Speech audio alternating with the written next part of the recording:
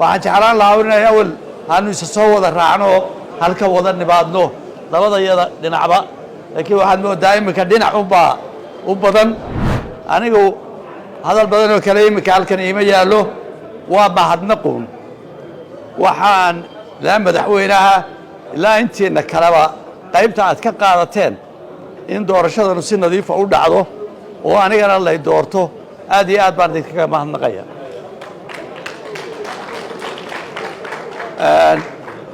xildhibaanada haddaynu nahay dee waqtigeeda aynu ka wada hadli doonnaa waa qorshe inoo wada yaalla howlo adag baa dalka yaalla oo xil weyn inaga saaran yahay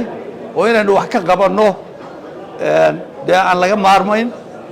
waqtigeedaynu ka wada hadli doonnaa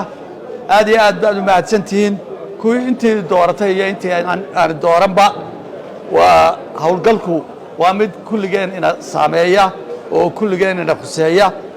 aad baad u mahadsantihiin waxaan jeclaan lahaa inay awal aanu isa soo wada raacno halka wada nimaadno labadayada dhinacba laakiin waxaad moodaa iminka dhinac unbaa u badan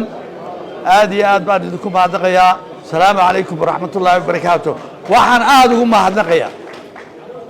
aad ugu mahadnaqayaa bulshada reer somalilan bulsho weyntu taageero aan xad lahayn ayay ii muujiyeen oo inteenna isku mowqifka ah taageero aan xad lahayn ayay inoo muujiyeen aad waana wax lagu farxo waana mid aynu ku kalsoonaan karno inaynu wax badan qaban karno mustaqbalka aad iyo aad baan idiin salaamayaa asalaamu calaykum waraxmatullaahi wabarakaatu